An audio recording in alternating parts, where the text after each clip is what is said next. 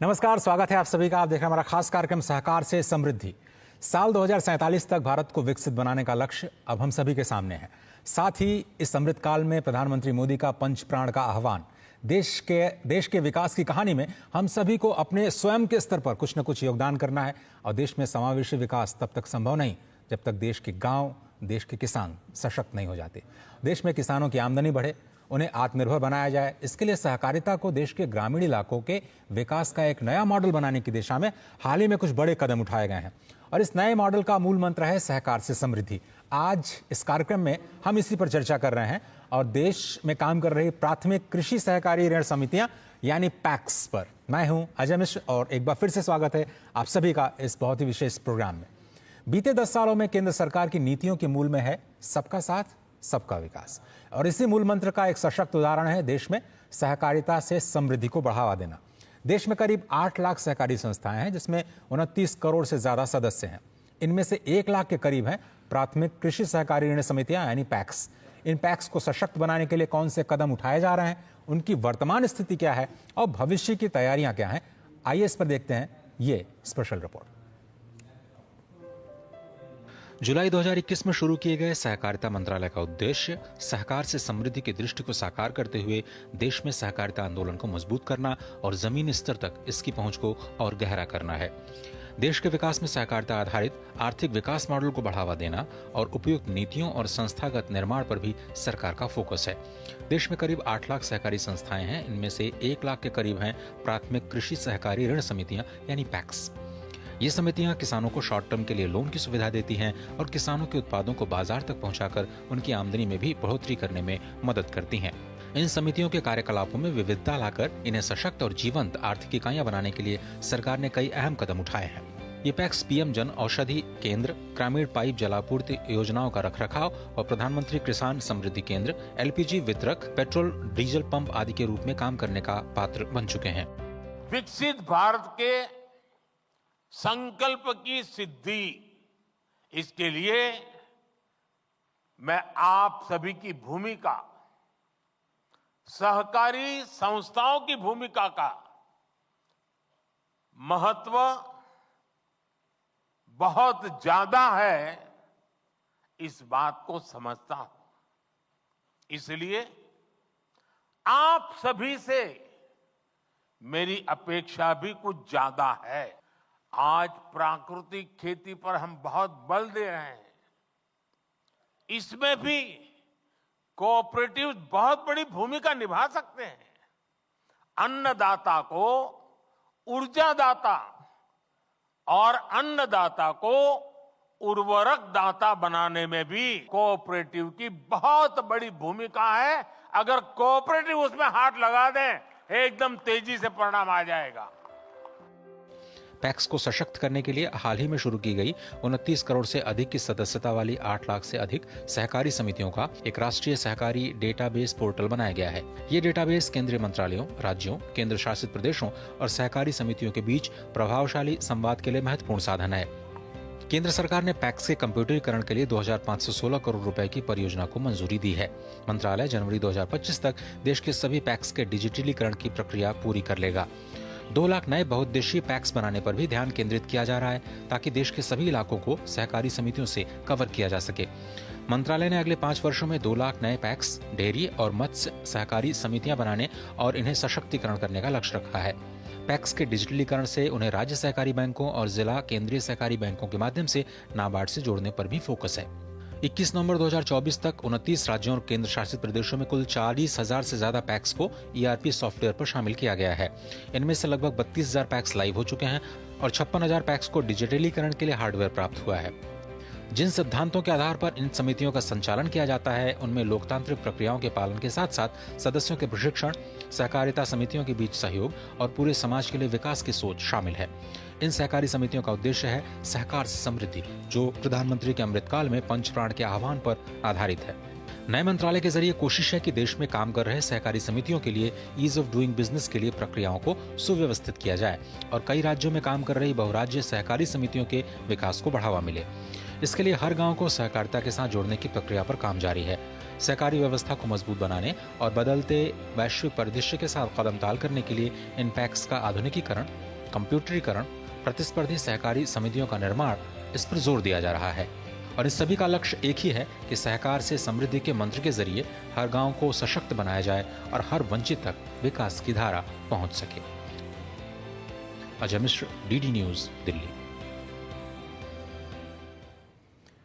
तो चलिए इस चर्चा को हम आगे बढ़ाते हैं और हमारे साथ बहुत ही खास सम्मेलन है कुमार रामकृष्ण जी, जो कि डेप्यूटी सेक्रेटरी हैं मिनिस्ट्री ऑफ कोऑपरेशन में, मेरे साथ हैं। बहुत बहुत धन्यवाद सर वक्त निकालने के लिए। साथ ही नाबार्ड के चीफ जनरल मैनेजर हैं मिस्टर संजय गुप्ता, मेरे दाईं तरफ बैठे हैं। बहुत बहुत धन्यवाद सर वक्त निकालने के लिए। और deputy director ministry of cooperation Sucheta Sharma ji भी हैं, आपका भी शुक्रिया वक्त निकालने के लिए इस प्रोग्राम में। तो सबसे पहले कुमार रामकृष्ण जी, आप ही से शुरुआत करते हैं। ये जो नया मंत्रालय बनाया गया 2021 में, इसका मुख्य फोकस, उसके बाद क्या बदलाव है, क्योंकि सहकारी आंदोलन तो बहुत पुराना है, इसमें ऐसा हम नया क्या कर रहे हैं और इस बड़े फोकस के पीछे की वजह क्या है?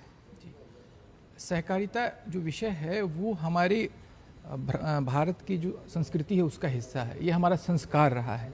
और पिछले 100 साल से भी अधिक समय से सहकारी संस्थाएं कार्यरत हैं जो संगठित क्षेत्र में कार्य कर रही हैं। लेकिन इस पूरे सहकारी आंदोलन को राष्ट्रीय स्तर पर लेके जाने के लिए माननीय प्रधानमंत्री जी ने दिनांक 6 जुलाई 2021 को अपना नेतृत्व प्रदान किया और इस मंत्रालय का गठन किया। अब इस मंत्रालय को और आगे ले जाने का काम इसकी अपने अथक प्रयासों से माननीय गृह एवं सहकारिता मंत्री जी ने किया है। और उन्होंने पहचाना कि किस प्रकार से इस आंदोलन को मजबूत किया जाए। तो जो सबसे नीचे के लेवल के जो संगठन हैं, आर्थिक संगठन जिनको हम पैक्स कहते हैं, उन पैक्स को उन्होंने कहा कि इसको सबसे मजबूत आर्थिक संस्था हम बनाएंगे और विश्व स्तर तक अगर हम अपने पैक्स को पहुंचा सके, उसके उत्पादों को पहुंचा सके, इसके लिए उन्होंने जो है कई प्रयास किए हैं। और ये जो नया मंत्रालय हमारा बना, इसकी एक शक्ति के बारे में मैं आपको बताता हूं कि आज लगभग 8 लाख सहकारी समितियां हैं देश में, 1 लाख तो पैक्स हैं। पैक्स के बारे में आपको मैं आगे बताऊंगा। और इन 8 लाख सहकारी संस्थाओं से 29 करोड़ से अधिक सदस्य जुड़े हुए हैं। भारत की लगभग जो हमारी आबादी है उसका 1/4 हिस्सा इसके सदस्य के रूप में जी सहकारी समितियों से जुड़े हुए हैं। और हमारी जो आर्थिक व्यवस्था है, अभी आर्थिक तंत्र है, उसमें भी लगभग 10% से अधिक सहकारी क्षेत्र का योगदान है। तो ये बहुत बड़ा कंट्रीब्यूशन है इसको। लेकिन जो पैक्स जिस पर हम चर्चा करें उनकी बात की जाए, वो है क्या? बहुत सारे लोग समझते नहीं होंगे। जी पैक्स जो है वो हमारे किसान तो समझते हैं, ग्रामीण क्षेत्र में रहने वाले समझते हैं, लेकिन जो युवा वर्ग है, जो आज का हमारा क्षेत्र है, वो नहीं समझ पाता है। तो पैक्स को प्राथमिक एग्रीकल्चर क्रेडिट सोसाइटीज़ कहा जाता है, प्राथमिक साख समितियां। और ये जो साख समितियां हैं ये काफ़ी समय से कार्य कर रही है। भारत में अनेकों राज्य में, अधिकतर राज्यों में त्रिस्तरीय संरचना है। पैक्स जो है वो सबसे नीचे स्तर पर है, मध्यम स्तर पर जिला सहकारी बैंक है, राज्य पे राज्य सहकारी बैंक है और नाबार्ड सबसे ऊपर बैठ के इनकी सहायता करता है। तो जो पैक्स हैं ये मुख्य रूप से क्रेडिट का काम करती थी। अगर हमें कृषि करनी है, कृषि करने के लिए हमें छोटा सा ऋण चाहिए, 6 महीने का अल्प अवधि का ऋण चाहिए। तो ये जो अल्प अवधि का ऋण है ये आपस में मिल करके इन्होंने कंट्रीब्यूट किया, खुद की कैपिटल जुड़ाए, वो उन्होंने डीसीसीबी के सदस्य बने जो जिला सहकारी बैंक है, और तब मिल करके इन्होंने जो है इस माध्यम से इस आवश्यकता की पूर्ति का कार्य करते आ रहे थे। लेकिन अब इस पैक्स को अगर हमें बहुत आगे लेके जाना है तो हम केवल इसे जो साख का कार्य है, जो ऋण का काम है, वहीं तक केंद्रित नहीं रख सकते। बिल्कुल, इसे हमें और आगे लेके जाना है। और इसके लिए माननीय गृह एवं सहकारिता मंत्री जी ने कहा कि हमें एक मॉडल बाईलॉ लेके आना है। और ये जो मॉडल बाईलॉ है ये हमने बनाया, राज्यों को परिचालित किया। चूंकि राज्य का विषय है, आपको ज्ञात है कि ये हमारी जो राज्य की सूची है उसके 32 के स्थान पे आता है ये। तो राज्य ने इसमें हम बहुत समन्वय किया, उन्होंने इसको स्वीकार किया और अब लगभग ये जो बहुउद्देशीय पैक्स हैं, जो मॉडल इन्होंने बाईलॉज अपना लिए, तो 25 से अधिक गतिविधियां कर सकते हैं। और ये अनेकों गतिविधियां हो गई। अब जो है केवल आप क्रेडिट ही नहीं, आप कुछ भी कर सकते हो। आप फूलों की खेती करिए, आप बी फार्मिंग करिए, आप डेयरी का भी काम कर सकते हैं, आप फिशरी का भी काम कर सकते हैं, आप हॉस्पिटल चला सकते हैं, स्कूल चला सकते हैं। आप एक जो हमारे समय में, अंग्रेजों के समय में हमारा गांव था कि वो एक सेल्फ सफिशिएंट विलेज है, जिसको आधुनिक शिक्षा प्रणाली ने उस पर टारगेट किया था। उस सेल्फ सफिशिएंट विलेज को फिर से जागृत करने का कार्य जो है हमारे सहकारिता मंत्री जी ने उनके आंदोलन के तहत करवाया है। बिल्कुल एक सही भूमिका बांधी आपने इस पूरे प्रोग्राम की कि किस तरह से अब पैक्स पहले केवल ऋण देने का कार्य कर रहे थे और कैसे उनको विस्तार दिया गया। और नाबार्ड का आपने नाम लिया तो नाबार्ड से ही चीफ जनरल मैनेजर साहब हैं संजय कुमार गुप्ता जी। संजय जी, कितनी बड़ी भूमिका है नाबार्ड की इन सभी पैक्स को कंप्यूटराइज करने की, उनका आधुनिकीकरण की, और उसका प्रभाव क्या पड़ रहा है, कैसे आप लोग इंप्लीमेंट कर रहे हैं इस बड़े प्रोजेक्ट को? जी, ये वाकई बहुत बड़ी परियोजना है और ये पैक्स के लिए और कोऑपरेटिव सेक्टर के लिए जो योजनाएं आई हैं उनमें ये बहुत ही विशेष स्थान रखता है।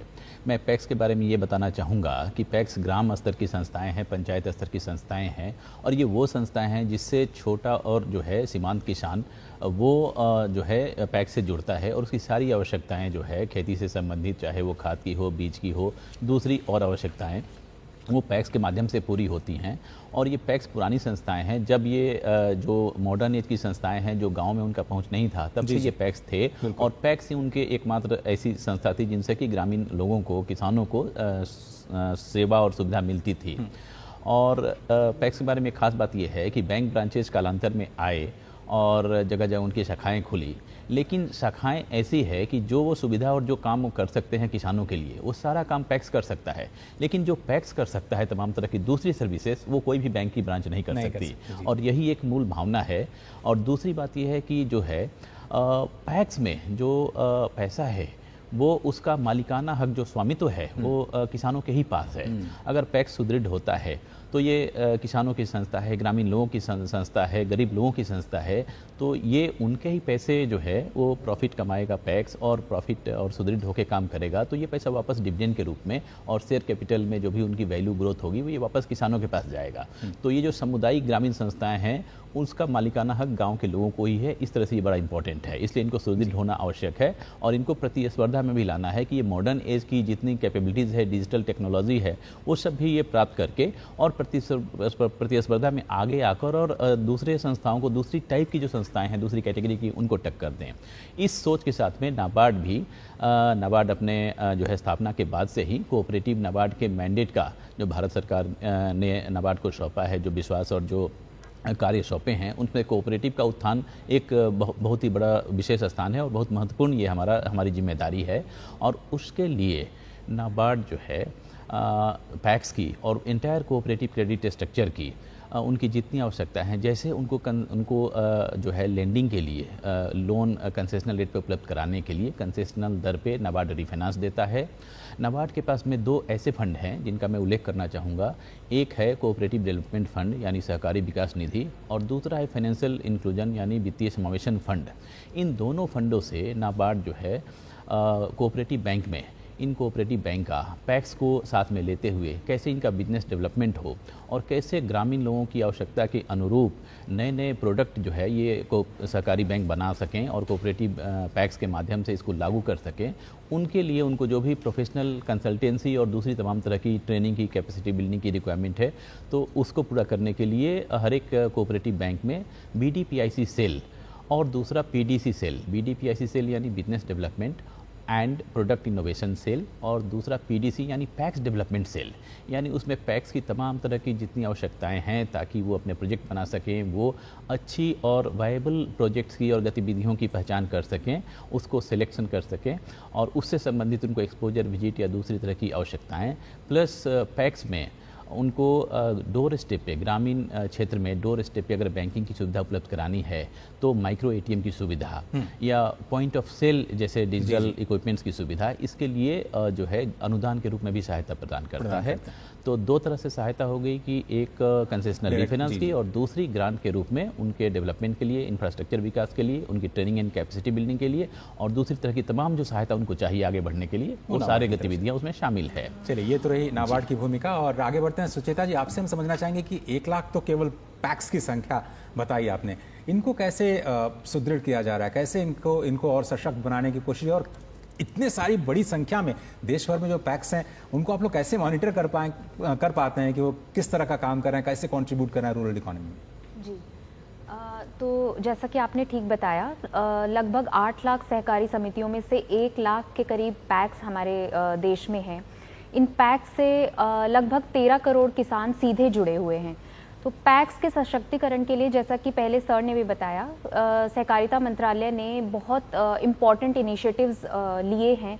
उनमें से कुछ इम्पॉर्टेंट इनिशिएटिव्स इस प्रकार हैं कि जैसे पैक्स को, सारी बिजनेस एक्टिविटी को कंप्यूटराइज किया जा रहा है। सो पैक्स कंप्यूटराइजेशन एक बहुत बड़ा इनिशिएटिव है जो सहकारिता मंत्रालय ने उठाया है। इसके अलावा पैक्स को मॉडल बायलॉज के थ्रू डिफरेंट इकोनॉमिक एक्टिविटीज़ करने के लिए गवर्नमेंट ने सशक्त बनाया है।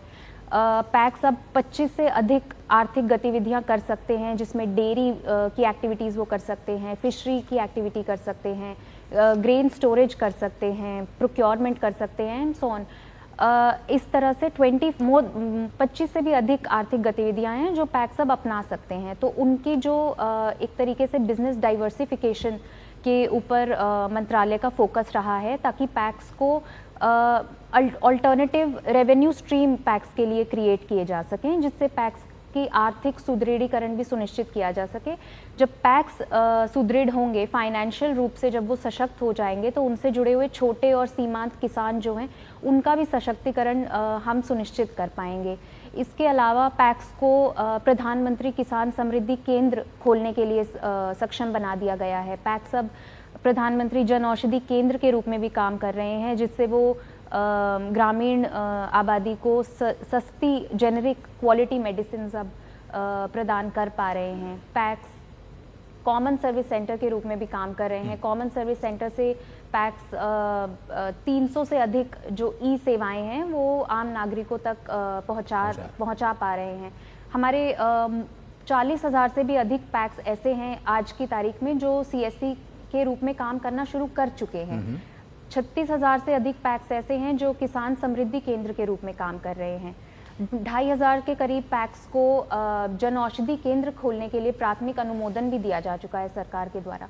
तो इस तरीके से पैक्स के आर्थिक कार्यकलापों में विविधीकरण लाने के लिए सरकार ने बहुत इम्पोर्टेंट ये इनिशिएटिव्स उठाए हैं। और बहुत सारे हमारे पैक्स, जैसा मैंने आपको नंबर्स भी बताया, पैक्स ने बहुत ही एंथुजियास्टिकली इन एक्टिविटीज़ को टेकअप भी किया है और इसका पॉजिटिव इम्पैक्ट हम देख पा रहे हैं। पैक्स, हमारे बहुत सारे पैक्स हैं जो आज सिर्फ क्रेडिट नहीं और भी मल्टी सर्विस सेंटर के रूप में वो उभर कर आए हैं। वो मल्टी डायमेंशनल और मल्टीपर्पज़ आज बन गए हैं। तो अब इस अभी तक की चर्चा से एक बड़ी इंटरेस्टिंग चीज़ ये समझ में आई कि पैक्स के पास फ्लेक्सिबिलिटी है किसी भी तरह के बिजनेस एंटिटी की तरह काम करने की, और साथ ही साथ चूंकि वो पहले क्रेडिट दिया करते थे तो बैंकिंग जो कि बाकी जो बैंक की शाखाएं नहीं कर सकती वो भी कर सकते हैं। तो एक तरह से उनके दोनों हाथों में लड्डू कहा जा सकता है। मैं थोड़ा सा ब्रेक लेता हूँ। ब्रेक के उस पार जब हम आएंगे तो कैसे इनका फॉरवर्ड और बैकवर्ड लिंकेज किया जा रहा है उसको हम समझेंगे। श्री रामकृष्ण जी से आप देखते रहिए हमारा ये खास कार्यक्रम सहकार से समृद्धि। जब धरती चीर कर निकलता है लोहे का पत्थर और मिलता है मोंगिया के जोश से, फिर तपता है, पिघलता है और बनता है फौलाद। अब होता है सरिया सारी खूबियों के साथ। मोंगिया स्टील, मजबूत देश का मजबूत सरिया। स्वागत है आप सभी का। आप देख रहे हैं सहकार से समृद्धि, हमारा खास कार्यक्रम जिसमें हम कोशिश कर रहे हैं ये समझने की कि ये जो नया मंत्र है सहकारिता का, वो जो केवल कुछ राज्यों में केंद्रित था, कैसे उसको डेमोक्रेटाइज किया जा रहा है और नए सहकारिता मंत्रालय के जरिए कैसे देश के हर कोने में सहकारिता आंदोलन को और भी मजबूत बनाने पर काम किया जा रहा है। और इस वक्त मेरे साथ कुमार रामकृष्ण जो कि डिप्टी सेक्रेटरी हैं मिनिस्ट्री ऑफ कॉर्पोरेशन में, वो बने हुए हैं, संजय कुमार गुप्ता जी CM नाबार्ड, और सुचित्रा शर्मा जी जो कि डिप्टी डायरेक्टर हैं सहकारिता मंत्रालय में। आप तीनों ही मेहमानों का एक बार फिर से स्वागत। रामकृष्ण जी, आपसे अब हम समझना चाहेंगे कि पैक्स को आप किस तरह से बैकवर्ड लिंकेज और फॉरवर्ड लिंकेज प्रदान कर रहे हैं और कैसे वाकई उनको विकास का एक नया हथियार, नया केंद्र बिंदु बनाने की तैयारी है आगे चल करके भविष्य। जी सबसे मैं इससे प्रमुख बात बताना चाहूँगा कि हमारे गृह एवं सहकारिता मंत्री जी भी सहकारिता आंदोलन से जुड़े रहे हैं। तो उसका हमें लाभ मिला और इसके विस्तार और गहनता को बढ़ाने के लिए कार्य किया गया। तो एक प्रोजेक्ट है पैक्स कंप्यूटराइजेशन का प्रोजेक्ट। उस प्रोजेक्ट के बारे में बताना चाहूँगा कि उस प्रोजेक्ट के माध्यम से जो हमारी सारी गतिविधियाँ भौतिक रूप से होती थी, फिजिकल रूप से होती थी, वो सारी अब ई-पैक्स के माध्यम से होंगी। आज जो देश में 1 लाख पैक्स हैं उसमें जो प्रारंभिक रूप से जो कार्यरत हैं, अच्छे कार्य कर रहे हैं, वो लगभग 67-68 हज़ार को हमने इसमें चुना हुआ है और काफ़ी प्रगति हुई है। लगभग 55 हज़ार में हार्डवेयर जा चुके हैं और वहाँ पर जो है लगभग 40 हज़ार के आसपास ऑलरेडी उनका काम ERP की ओर बढ़ चुका है। तो जो पैक्स हैं वो इस कंप्यूटरीकरण के माध्यम से, ERP सॉफ्टवेयर के माध्यम से, जो कि उन्हें बहुउद्देश्य बनने में पूरी मदद करता है। कोई उसमें ऐसी सीमा ही नहीं है कि आप ये काम नहीं कर सकते। जो भी नया काम, अगर आगे चल के पैक्स को बैंगल का भी काम करना है महिलाओं को, तो वो भी कर सकते हैं। ऐसे जिसको जोड़ सकते हैं, कुछ भी, मतलब उसको जोड़ सकते हैं। ये एक ऐसा चीज आपके लिए बन गया जो आपके लिए पूरी दुनिया खोल दी है इस कंप्यूटराइजेशन ने। और ये जनवरी तक हम कंप्लीट कर पाएंगे जो ये लक्ष्य है हमारा कि हम मार्च के अंत तक इसको हम लक्ष्य पूरा कर ले। जनवरी से पहले हम चाह रहे हैं कि हम कुछ ट्रायल रन करें कुछ राज्यों में, ताकि उससे हम सीख लें और वो सीख हमें जो पूरे देश व्यापी रूप में जब हम करें तो त्रुटि रहित हम इस कार्य को कर सकें, ये हमारा उद्देश्य है। अब ये हमें नाबार्ड से जोड़ता है पैक्स कंप्यूटराइजेशन, जिला सहकारी बैंक और आपके राज्य सहकारी बैंक, साथ ही साथ जो अन्य फेडरेशन है, विपणन के हैं, मार्केटिंग के हैं, उपभोक्ता हैं, चूँकि वो सारे FPOs हैं, वो सारे एक दूसरे के साथ नॉमिनल, जैसा क्लास B सदस्य उन्होंने बताया, वोटिंग राइट नहीं रहते हुए भी नॉमिनल सदस्य बन करके इस आंदोलन की जो रेंज और डेप्थ है वो दोनों पे काम हो रहा है। अब हम क्या करें, एक और चीज़ हो रहा है कि हम 2 लाख नई बहुउद्देशीय पैक्स, डेयरी और मत्स्यिकी का भी गठन करने जा रहे हैं और इसके लिए माननीय गृह एवं सहकारिता मंत्री जी ने एक मार्गदर्शिका, मतलब 1 लाख से अतिरिक्त 2 लाख, मतलब 3 लाख हो जाएंगे। इसका उद्देश्य ये है कि भारत में 2,70,000 ग्राम पंचायत, कंप्यूटरीकरण जो हम कर रहे हैं उसमें लगभग 70,000 के आसपास भागीदार हो रही है। जी जी जी जी। कुछ राज्य ऐसे भी हैं जहां पैक्स हैं तो सही, लेकिन उनकी जो उपस्थिति है, कार्य प्रणाली है, वो अभी नाबार्ड उसको ऑडिट कर रहा है। तो ये लगभग 2 लाख की सीमा ऐसी है जो हमें ऐसा, अगर हम देखें अंकगणित को, 2 लाख नहीं जिनकी आवश्यकता है। जी जी जी। तो अगर हम 2 लाख जहाँ पे दूध की बहुत अच्छे कार्य हो रहे हैं, तो उनको मल्टीपर्पस अगर हम बनाते हैं तो वो ऋण का काम भी कर सकते हैं। गुजरात में सहकारिता में सहकार का आंदोलन चल रहा है। अब इसमें क्या है कि वो जो दूध की समितियां हैं वो बैंक मित्र बन गई, अब वो ऋण का भी काम कर रही हैं और वो कमीशन भी कमा रही हैं। तो अब जैसे कुछ ऐसे राज्य हैं, आंध्रा है, केरला है, जहाँ पे मत्स्यिकी बहुत अच्छी तरीके से कार्य करेगी। तो जब ये नेशन वाइड लॉन्च होगा तो वहाँ के मत्स्य सहकारी समितियां भी जुड़ेंगी। तो इस प्रकार से होगा कि पूरे देश में ये तीनों समितियां 2 लाख के आसपास हम अगले 4-5 साल में बनाएंगे और इसमें हमें राज्यों का पूर्ण सहयोग है। राज्य के स्तर पर एक स्टेट कोऑपरेटिव डेवलपमेंट कमेटी होती है जो कि मुख्य सचिव इसकी अध्यक्षता करते हैं। जिला स्तर पर चूंकि जिला कलेक्टर अध्यक्ष होते हैं तो उनकी अध्यक्षता में एक DCDC कमी है और साथ ही साथ उनके नीचे एक उप समिति बनाई है, ज्वाइंट वर्किंग ग्रुप, और इसमें वो सारी पूरा जिला का सहकारिता तंत्र है। जी। जो जिला का सहकारी बैंक का अध्यक्ष है, जो डेयरी का संघ का अध्यक्ष है, उसका MD है, जो मत्स्यिकी का अधिकारी है, जो जिला सहकारिता अधिकारी है, रजिस्ट्रार, वो सभी इससे जुड़े हुए हैं। तो ये आपने एक तरह से देखा होगा कि पिछले 3 साल में इस सहकारी आंदोलन को एक ऊर्जा देने का काम किया है और आगे चल के अमृतकाल में भारत की अर्थव्यवस्था में लगभग 50% हिस्सेदारी के कार्य को लेकर के हम आगे बढ़ रहे हैं। ये बहुत अच्छी बात है क्योंकि जो कृषि क्षेत्र है उसका योगदान जो लगातार घट रहा है उनको हम कैसे फॉरवर्ड लिंकेज करें, कैसे किसानों को उद्योग के साथ जोड़ें, वो एक बड़ी बात है। चलते चलते समय मेरे पास मेरे ख्याल से 2 मिनट का रह गया है। संजय जी, अब ये हमें बताएं कि बहुत सारे राज्यों में सहकारिता बहुत सफल रही है।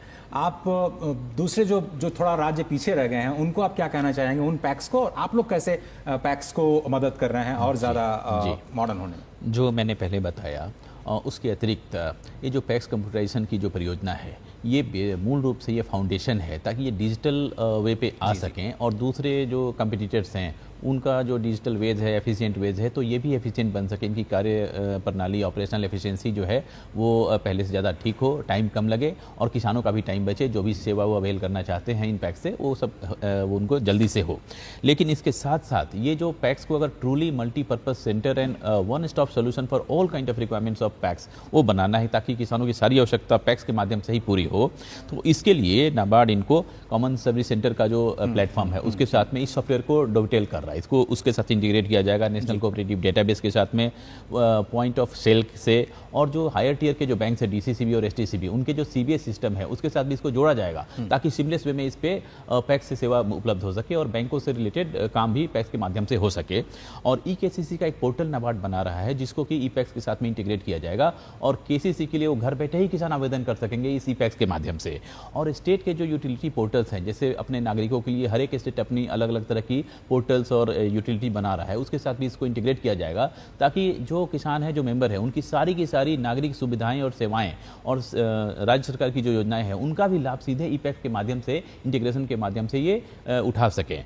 ये एक बात हुई। दूसरी बात ये है कि ये पैक्स आगे कैसे बढ़ेंगे और मल्टीपर्पज सोसाइटी कैसे बनेंगे, तो इसके लिए एक 3 डायमेंशनल मॉडल नाबार्ड उस पर काम कर रहा है कि एक तो गवर्नमेंट लेड जो एक्टिविटीज़ हैं, जैसे गवर्नमेंट ने कई सारी एक्टिविटीज़ खोली हैं, जन औषधि केंद्र करना है, पानी समिति, उसके साथ साथ जो वहाँ की लोकल नेचुरल रिसोर्सेस है उसका दोहन और उसमें वैल्यू एडिशन पैक्स के माध्यम से कैसे हो, ताकि जो किसान अगर प्राइमरी सेक्टर की एक्टिविटी करके सीधा अपने फसल को बेच रहा है या अपनी जो भी वहाँ की लोकल संसाधन है उससे क्या अच्छे वैल्यू एंड नीश प्रोडक्ट बन सके, ताकि उसका दाम अच्छा मिले, पैक्स उसको वैल्यू एडिशन करे और किसान को, मेंबर्स को उसका ज़्यादा फायदा हो और उनकी इनकम उससे बढ़े। तो ये सब के ऊपर, और उसके बाद में जो है मेंबर की जितनी इकोनॉमिक आवश्यकताएं हैं उसमें पैक्स कितना ज़्यादा से ज़्यादा भागीदार हो सकता है, इस मॉडल के ऊपर हम काम कर रहे हैं। और इसके लिए हम एक पैक्स एक्सेलरेटर जो है हमने स्कीम बनाई है नाबार्ड के अंदर, और इसमें जो पैक्स अग्रणी पंक्ति में है उनको इस माध्यम से ला रहे हैं, इंटीग्रेशन और उसके साथ में, और इस तरह से ये ट्रूली वन स्टॉप सोल्यूशन ग्रामीण लोगों के लिए, किसानों के लिए काम कर पाएंगे। पैक्स बहुत अच्छा लग रहा है इसलिए क्योंकि कुछ टर्मिनोलॉजी आपने यूज़ की जो कि हम स्टार्टअप इकोसिस्टम यूज़ करते हैं, कि आप एक्सेलरेटर का काम कर रहे हैं, वन स्टॉप सोल्यूशन है।